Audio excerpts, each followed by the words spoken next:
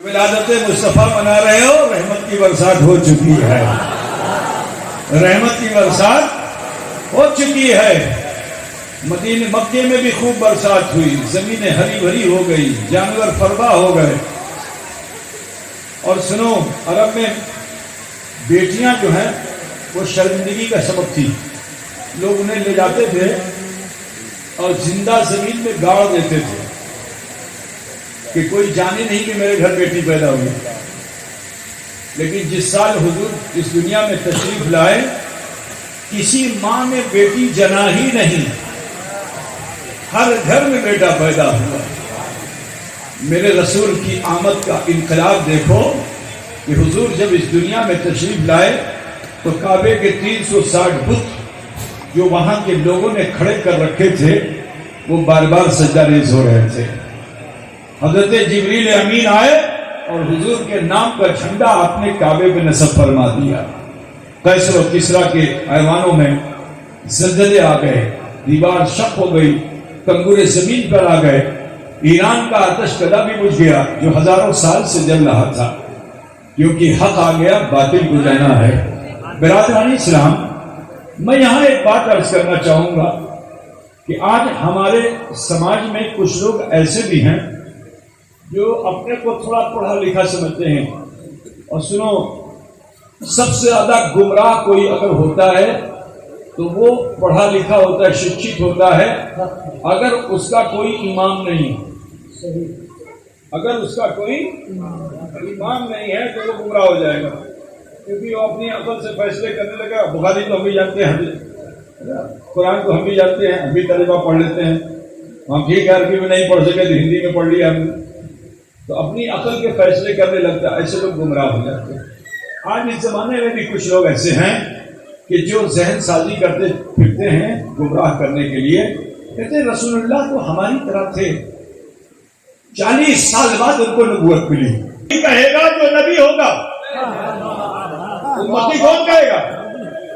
جو نبی ہوگا وہی امتی کہے گا، ٹھیک ہے نا؟ اب یہ ایک ضابطہ بن گیا کہ امتی وہی کہے گا جو نبی ہوگا۔ اب خیال کیجئے، میرے رسول جب اس دنیا میں تشریف لائے کسی کا اختلاف نہیں ہے، اللہ کے رسول سجدے میں گئے اور جا کر آپ نے اللہ کی بارگاہ میں دعا کی کہ رب حبلی امتی، سبحان اللہ، دعا کی رب حبلی، تو امتی کون کہے گا؟ زور سے بولیے نا، امتی کون کہے گا؟ اور جو لوگ کہتے ہیں 40 سال بعد نبوت ملی تو وہ نبی پہ الزام لگا رہے ہیں کہ نہیں لگا رہے؟ اور جو نبی پہ الزام لگائے وہ مومن ہوگا؟ زور سے بولیے بھائی، نبی پہ الزام لگانے والا مومن ہوگا؟ ارے نبی پہ الزام لگانے والے کے ہاتھ کو اللہ توڑ دیتا ہے، سورہ لہب نازل ہو جاتی ہے، برادران ملت اسلامیہ اسے جہنم کا ایندھن بنا دیتا ہے جو نبی پہ الزام لگانے والا ہوتا ہے۔ تو حضور نے سجدے میں جا کے کیا دعا کی؟ رب حبلی۔ ارے میں آپ کو اور آگے بڑھ کے بتانا چاہتا ہوں کہ حضور کو اللہ نے ایسا مالک و مختار بنایا ہے کہ حضور اپنی نبوت کے لیے بشریت کے محتاج نہیں ہے۔ اور سے سنیے گا، میرے آقا اپنی نبوت کے لیے بشریت کے محتاج نہیں ہے۔ آدم علیہ السلام کو نبوت کب ملے گی؟ جب وہ بشر ہوں گے۔ نوح علیہ السلام کو نبوت کب ملے گی؟ جب وہ بشر ہوں گے۔ یوسف علیہ السلام کو نبوت کب ملے گی؟ جب وہ بشر ہوں گے۔ یوشع علیہ السلام کو بشریت کب ملے گی؟ جب وہ بشر ہوں۔ جب نبوت کب ملے گی؟ جب وہ بشر ہوں گے۔ ادریس علیہ السلام، یحییٰ علیہ السلام، زکریا علیہ السلام، ابراہیم علیہ السلام، اسماعیل علیہ السلام، عیسیٰ علیہ السلام، ان کو نبوت کب ملے گی؟ جب وہ بشر ہوں گے۔ لیکن سنو، میرا رسول وہ ہے کہ جو اپنی نبوت کے لیے بشریت کا محتاج نہیں ہے۔ ترمذی شریف کی مشہور حدیث ہے، سماعت کرتے چلو کہ رسول کائنات ارشاد فرماتے ہیں کہ کن تو نبی و آدم و بین الجسد و روح، میں اس وقت بھی نبی تھا کہ جب آدم جسم و روح۔ نعرہ تکبیر، نعرہ رسالت، نورانیت مصطفیٰ، سبحان اللہ، سبحان اللہ۔ بات سمجھ میں آ گئی نا؟ اگر ابھی نہ سمجھ میں آئی ہو تو ایک واقعہ اور پیش کر دیتا ہوں۔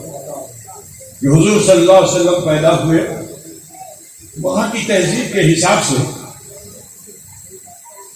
شہر سے الگ ہٹا کر گاؤں کی پرفضا ماحول میں بچوں کو پرورش دلائی جاتی تھی.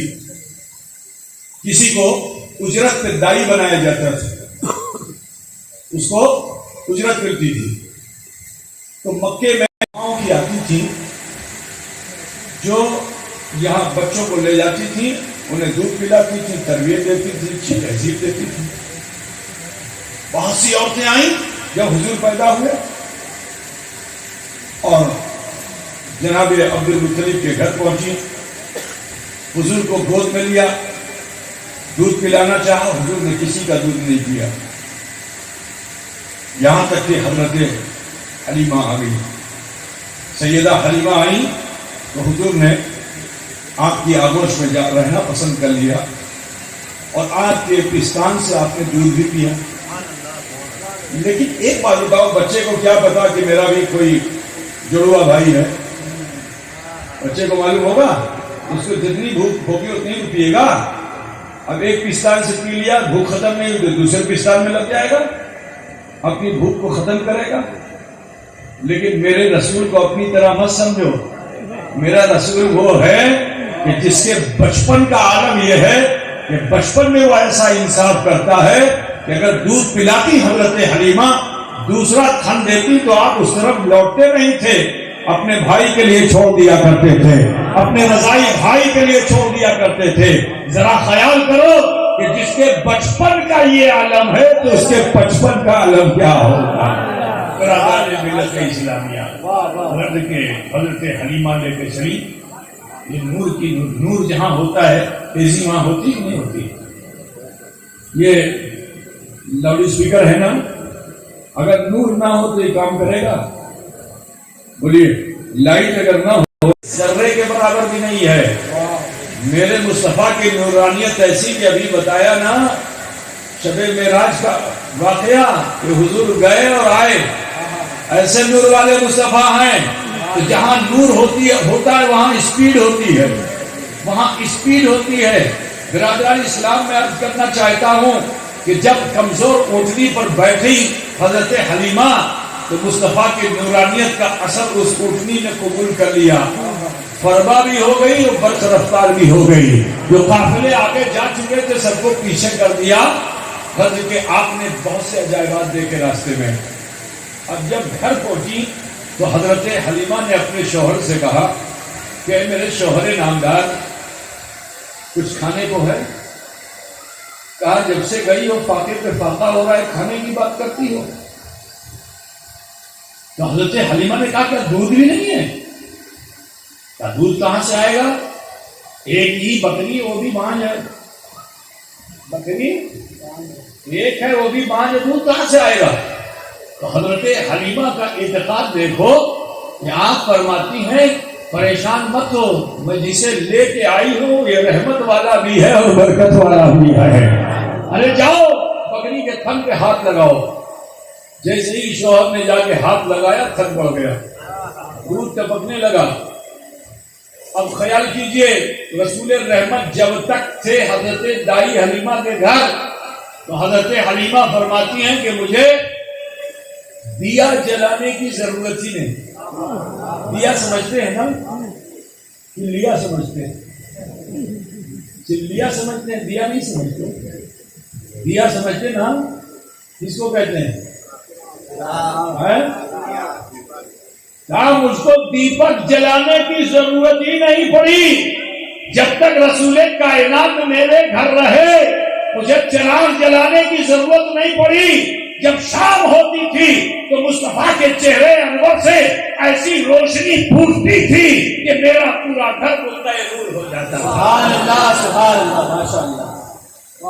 اللہ کے رسول صلی اللہ علیہ وسلم جب 4 سال 4 ماہ 4 دن کے ہوئے